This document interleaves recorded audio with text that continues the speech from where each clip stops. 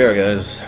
Season Ender. This is one of only two season enders, or rather, one of two season bridges that's not actually a two-parter. Although I guess Endgame was a two-parter too, wasn't it? So that actually also qualifies. um, this, I like a lot of things about this episode. This is another knock it out of the ballpark episode for me. Even though there's a few things that aren't good, it focuses on a lot of what makes Voyager great, and one of the reasons why I still enjoy watching the show after all these years. I like the fact that they use the slipstream. That's a great way to explain how to go faster than light, and it's a great way to bring back something that was kind of left there dangling in Scorpion so that they could do more with it in the future. And indeed, they will do more with the slipstream drive concept in the future, and it becomes a staple in Star Trek Online, so that's nice too. They had this method of open-ended writing. I read a huge amount of details on the construction of this episode. It was insane, the amount of detail that there was for this. But one thing I want to share with you guys is the way they did this. They would deliberately, like, write the most basic skeleton framework. Like, we want this scene, and we want this scene, and we want this scene. Then what? And they'd branch out from that, and branch out of that, and branch out of that.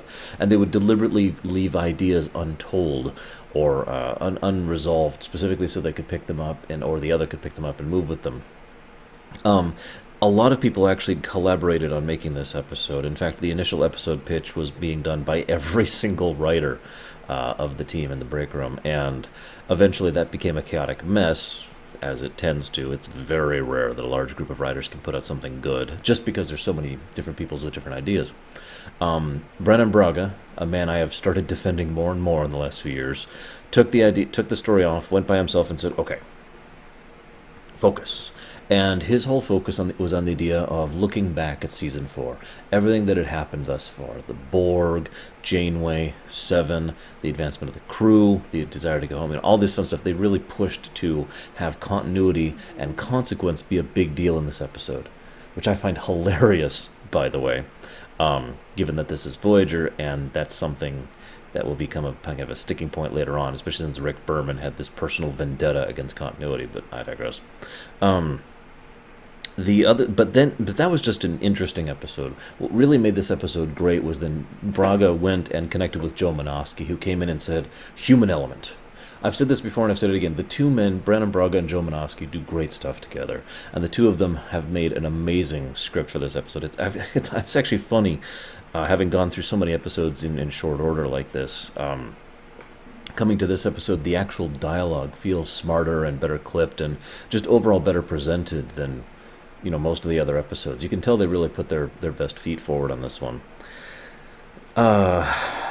One other interesting consequence of this episode, which I just feel like sharing as an anecdote, they had over 70 optical shots for this episode, which if you don't have a range for that, an average episode has closer to 40, and some episodes go much lower than that when you have a bottle show or whatever. They had to actually save money, because this wasn't a two-parter, in order to afford that in the budget, by actually having just the one guest star. Originally, the plan was to have far more than just the one gentleman. So one guest star freed up a huge amount of the budget in order to spend all those effects. So that actually worked out really well. Let's talk about the episode itself. First of all, I like the idea of phaser tennis. It's hard to explain why. It just looks like fun. You hit it, it changes colors to hit the other person. It just looks like a fun sport. It's not the first time we've seen a phaser-based sport introduced in Star Trek. In TNG, they did something similar to this. It was just nice to see it presented like this. Arturus is interesting. Now, I'm going to talk about him in full spoilery mode right now, because I don't actually have much to say about him. But what I do have to say is, I cannot talk about without spoiling him, so that's why we're just jumping into this. I do like how multiple times, both before and after his deception is shown, he makes it a point of saying how he has no blame or hatred of the Borg. In his view, and probably the view of his people, the Borg are a force of nature. They are a storm. You don't get upset at a storm. You don't hate a storm. A storm is something you avoid. A storm is something you try to bypass or dodge or otherwise deal with. He is upset at the person who, in his own words, had the choice. And it's interesting, because from his perspective, it's very obvious how that works. It's one of those horrible circumstances. I've talked before about the difference between the terminology varies, but basically there's "I saved the world" and I fixed the world, okay? Saving the world means stopping the big bad from destroying it. That's easy. Fixing the world is ridiculously hard, and that means actually fixing the substructure, the structure, the societal, the culture, the economics, the infrastructure, actually making the world repaired after all that's been happened to it, or indeed fixing it if it was broken to begin with. Cough, Dragon Age, cough, cough. So what we have here is a unique idea, because in his mind, the Borg being unleashed such as they were after the defeat of the Undine, there was no stopping them at that point. They were already on the run. They were already starting to lose. It's very clear from the way he describes it. And by the way, his description of the Borg invasion is poetry. The idea of dozens, hundreds of Borg cubes surrounding his system. The idea of the outlying colonies falling in a matter of hours. That is truly the terror of the Borg. And they didn't have to show any of that. His comment about how they had already surrendered to their own despair when the cubes actually arrived in their home planet.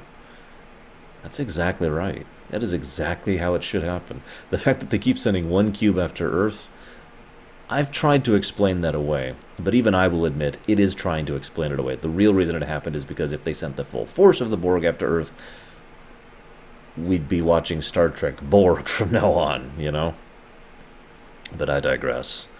It's one of the consequences of making a villainous force that is as strong as the Borg. You have to come up with a reason for them not to win.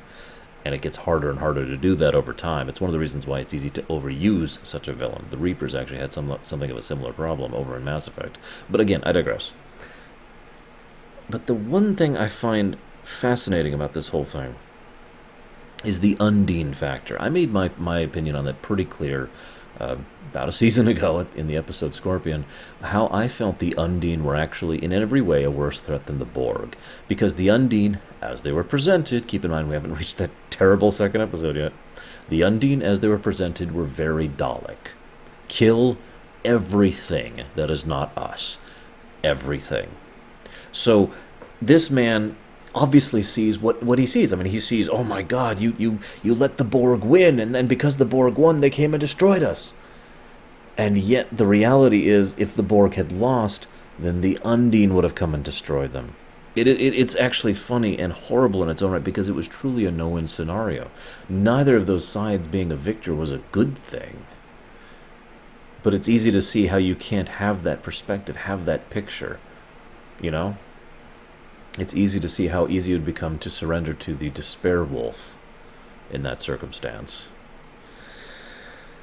I'm going to be kind of blazing through my thoughts on this episode, because overall it would just be, if I just went down scene by scene, it would just be, this scene's awesome, and this scene's awesome, and here's why, and this scene's awesome, and here's why. And I like doing that, but I don't want to repeat myself too much, so this is probably going to be a pretty short episode. Sorry, guys. I like how Janeway has enough of a brain to recognize that this is too convenient. Not only does it show a degree of genre savviness, but it shows general intellect. This is Voyager, in the middle of the Delta Quadrant. Now, good things can happen, and there's nothing wrong with having cautious optimism.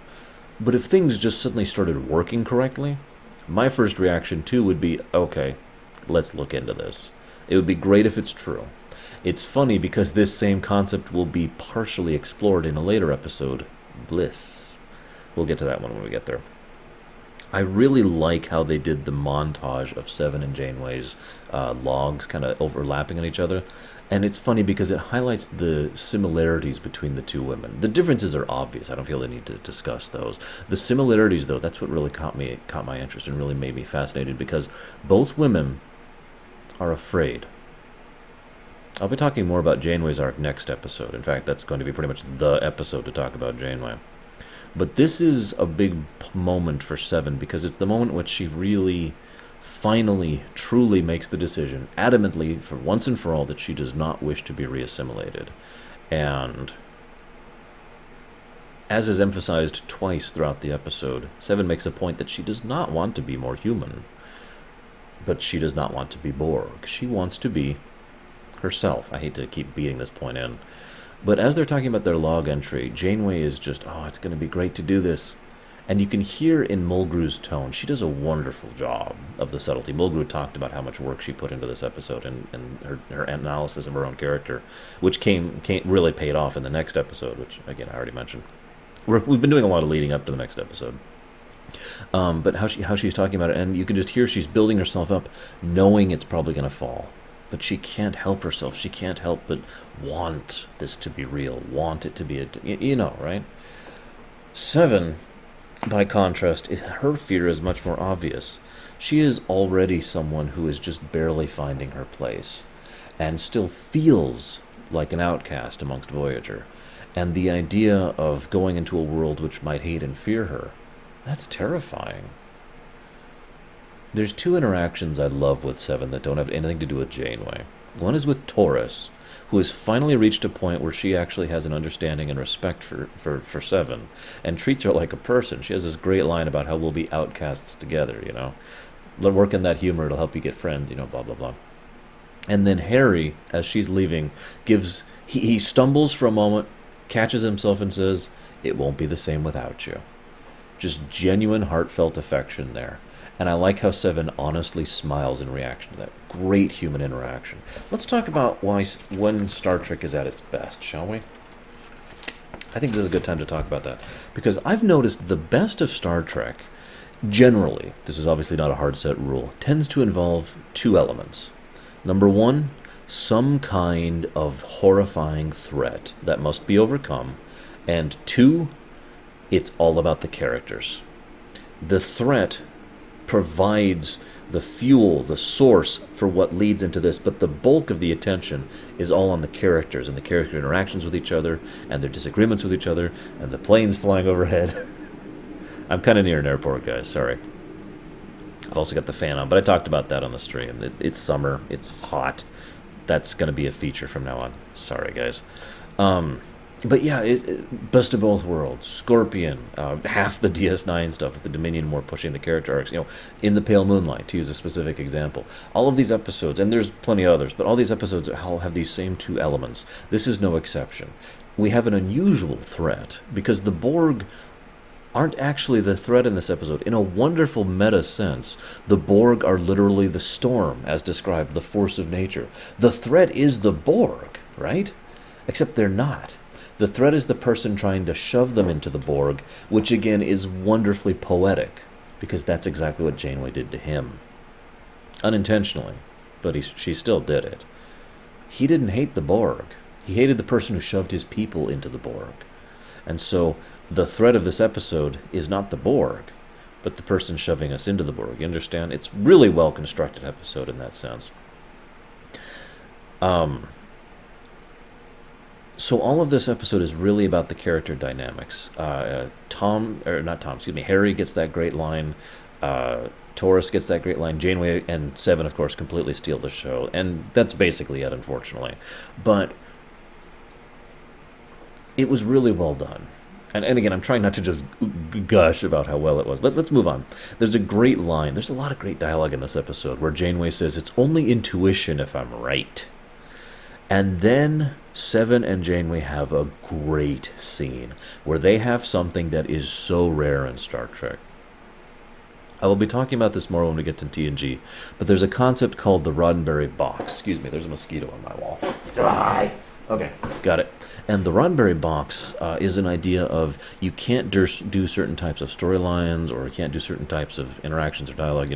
It was basically, this is what Roddenberry allows to write. Whether it was a good or a bad thing is still debated to this day, not just by the fans, but by the actual writers of the show, many of whom are, basically all of them actually, are still alive and still active in fiction. But the kind of argument that Seven and Janeway had would never have happened in the box.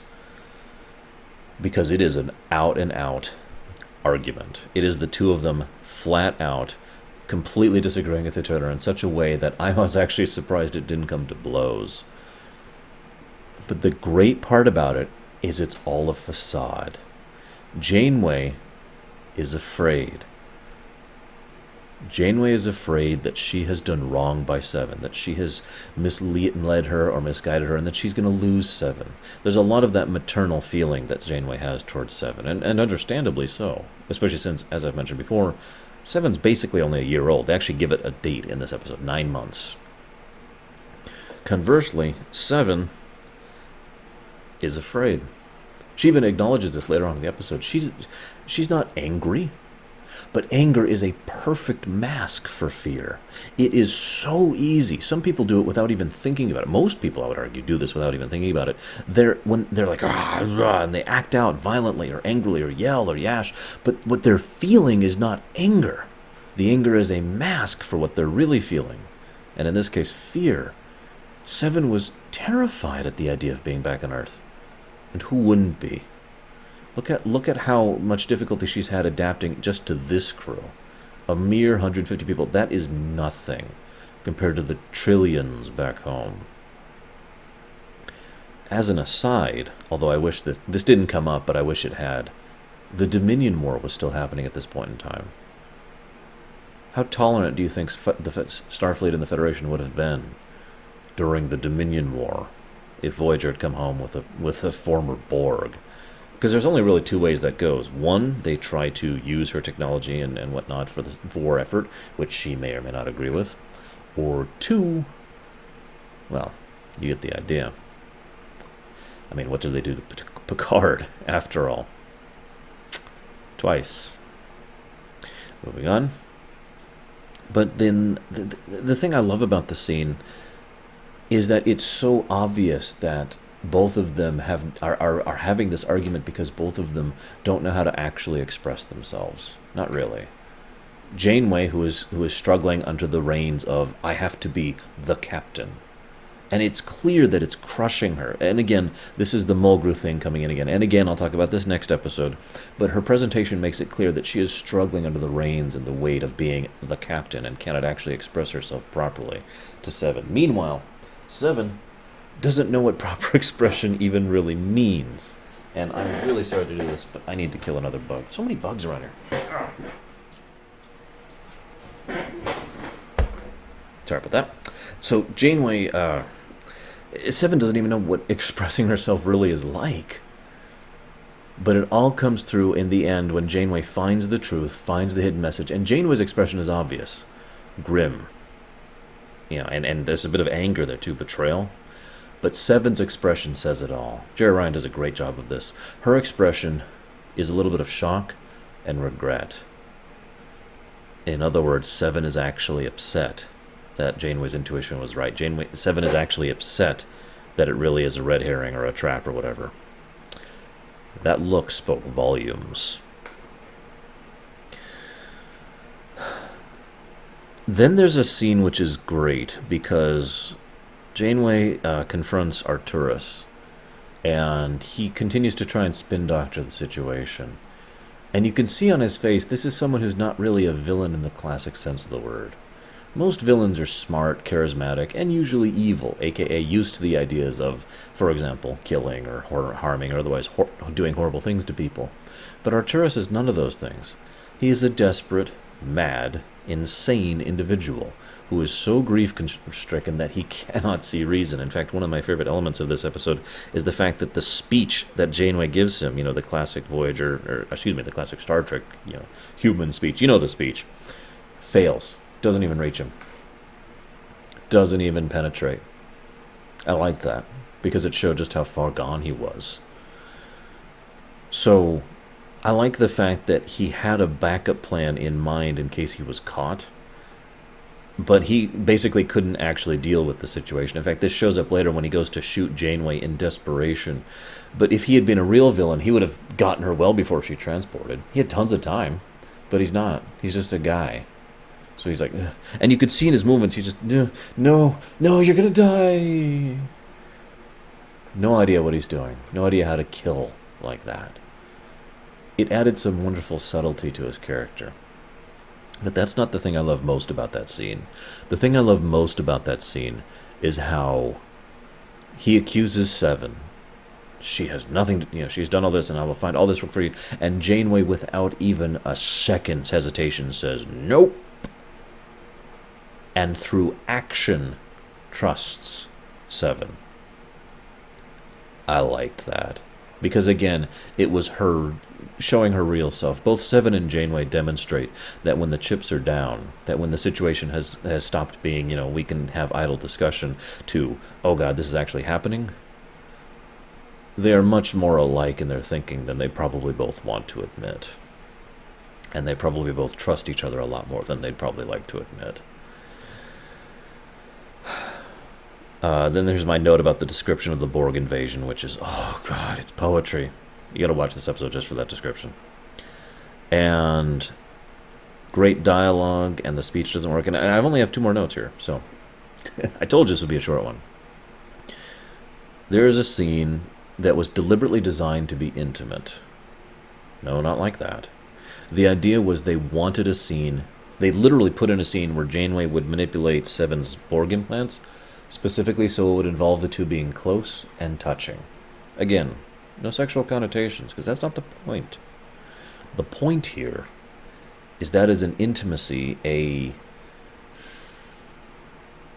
connection between two people that both of them are uncomfortable with. Janeway, because she's stuck in her role of the captain. Seven, because she's unfamiliar with that concept to begin with. Again, that similarity between the two characters, that mirror image of the two, if you will. Except it's not a mirror because they both connect at the middle, if you follow this very strange analogy. And so the two of them having to connect that closely, literally, physically, was a metaphor for the fact that the two of them were trying to reach out to each other. Janeway admitting that her problems with being the captain, which, by the way, does lead directly into the next episode, and how much she cares about Seven and how much she wants to do right by her. And Seven's own admission that she was actually afraid, that she wasn't in anger, that she wasn't wanting to stay in the Delta Quadrant. She just had no idea what else to do. And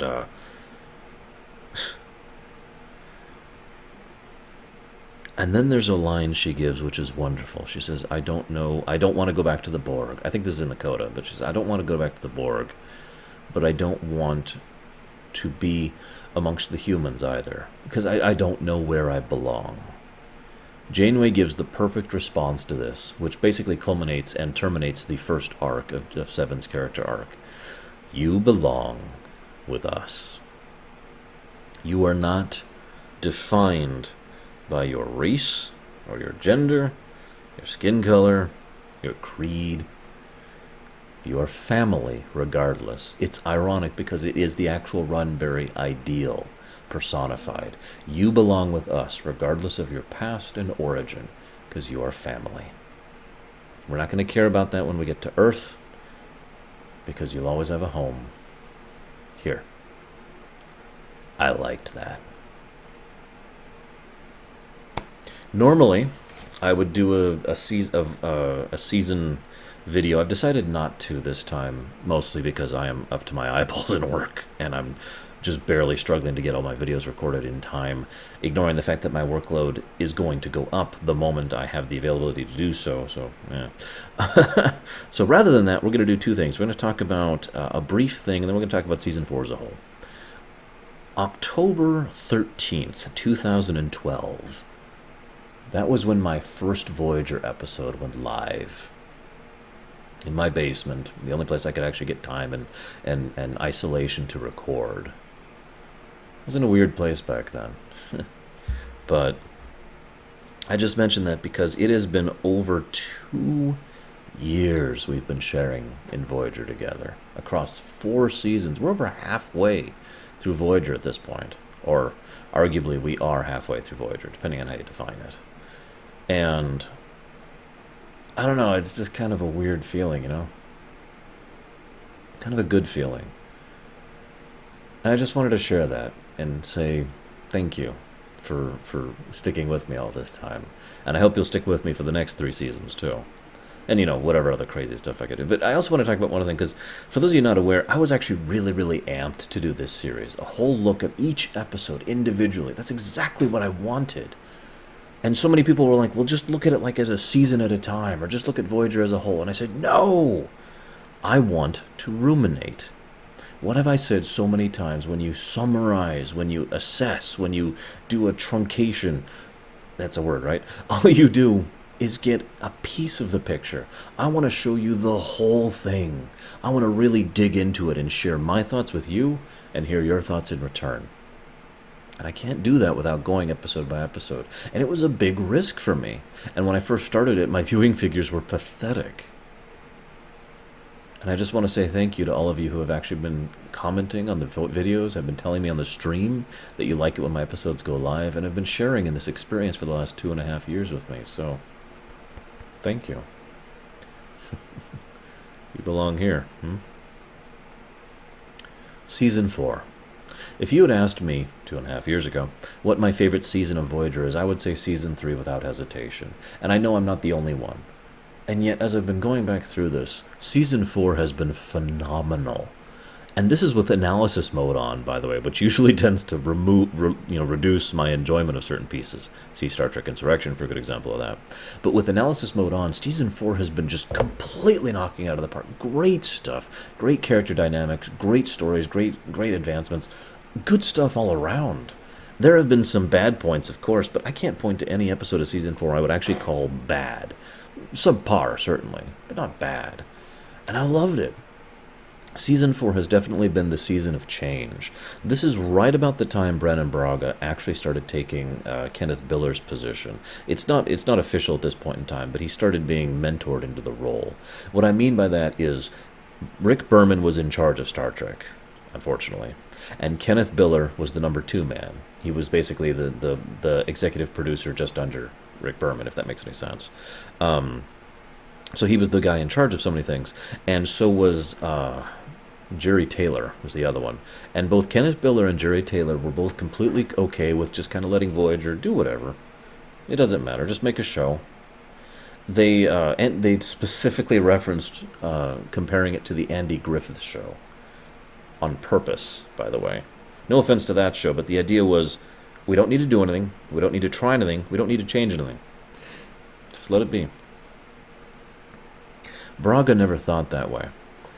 The more I learn about the man, the more my heart goes out to him, because he was basically shackled by contract and incredibly frustrated in his roles. It's no wonder the first bits of Enterprise failed miserably.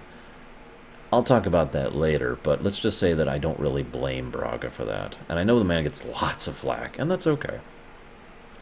But Season 4 is when Braga started flexing his political muscles and actually exerting some influence over the stories and the direction of the show. We saw a lot more of that odd sort of kind of continuity, but not really continuity. We saw a lot more emphasis on the characters and the unique situations you can do with them. And we saw a lot more of actually trying to use the Delta Quadrant and actually do stuff out here rather than just having it be TNG 2.0. And a lot of that sits on Braga's shoulders. So definite props to the man. The other thing that Season 4 has done really, really well, of course, was introduce 7 of 9. 7 of 9 naturally was a great addition to the show, something unique to Voyager, truly. They've done the fish out of water story since the original series with Spock, but 7, she's a unique version of fish out of water. She is someone who isn't even fully aware of the concepts of fish or water, to stretch the analogy a bit. She is someone completely alien to this situation and trying to adapt in ways that she's not even certain how to. And I feel like the discussion of that character arc was basically one of the biggest strong points of Season 4.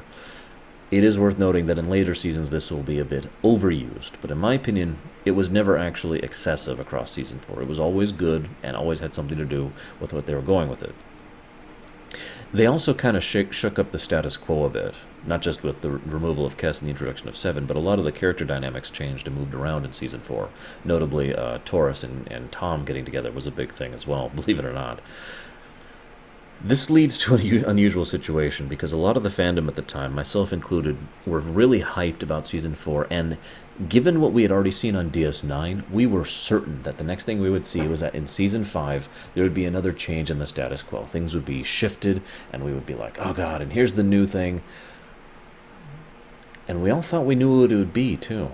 We thought they'd get back to Earth. It was logical. They were teasing it, hinting at it. There were bits of it here and there. Even the writers were thinking it.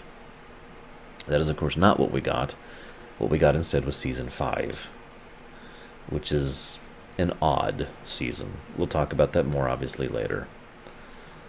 Another thing I want to mention is the unintentional character arc of Janeway. I've talked about this before, and indeed we'll talk about this next week as well in the episode Night, which is basically the Janeway episode.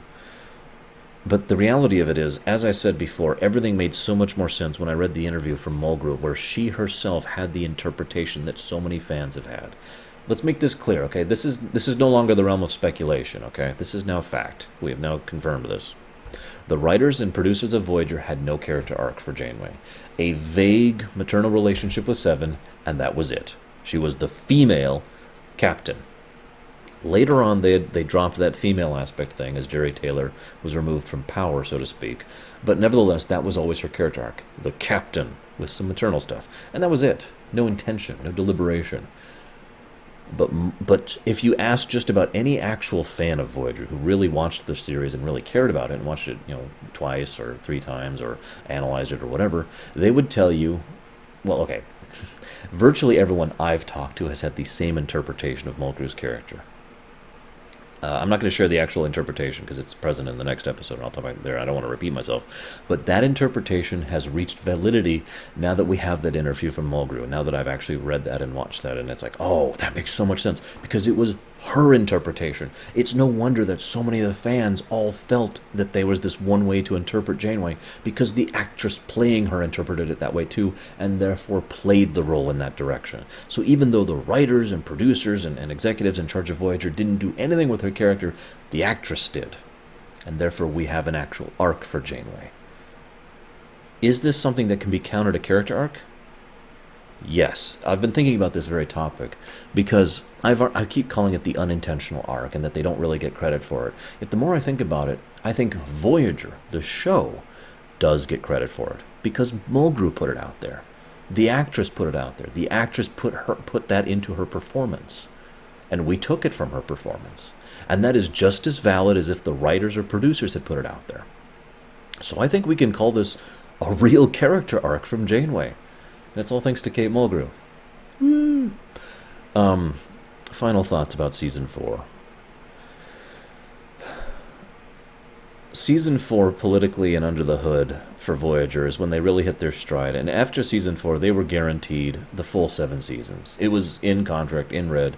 No further threats of cancellation or budget issues or anything. They were good. In some ways, that was a great benefit, and we will see some good stuff coming out of the fact that they can start to stretch and do new and creative things with the show. But there's no denying that the overall feel of Voyager is like, here's Season 1, and then Season 2, and then they're like, okay, we got to revamp everything, and then Season 3, and then Season 4. We did it! And then, aside from a few peaks, the overall quality of the show would kind of start to slip over the next 3 seasons. And we'll talk about this as we go through this. But I mention it here because I feel that's a consequence of Season 4's success. It's one of the success never guarantees anything. But one of the most common ways, 2 of the most common ways, I should say, that I tend to see people react to success is 1, to keep going full steam and to push out great stuff. And 2, to relax and say, okay, we don't have to try as hard. Again, no blame to individuals goes out for this. This is just the Voyager production staff as a whole. But again, I still enjoy Voyager from this point on. And to be perfectly blunt, if you asked me, well, is Season 1 worth rewatching? Nah. Is Season 2 worth watching? Nah. But I do genuinely think Season 3 through 7 is good of Voyager. And a lot of that opinion comes from having rewatched this show with analysis mode on. So my overall opinion of Voyager has actually gone up over this last 2.5 years. And that's another thing I'm really happy to have shared with you. I'm not happy to have shared Threshold with you. I'm sorry about that. I thought about skipping it, but, I'll see you next time, guys. Season 5.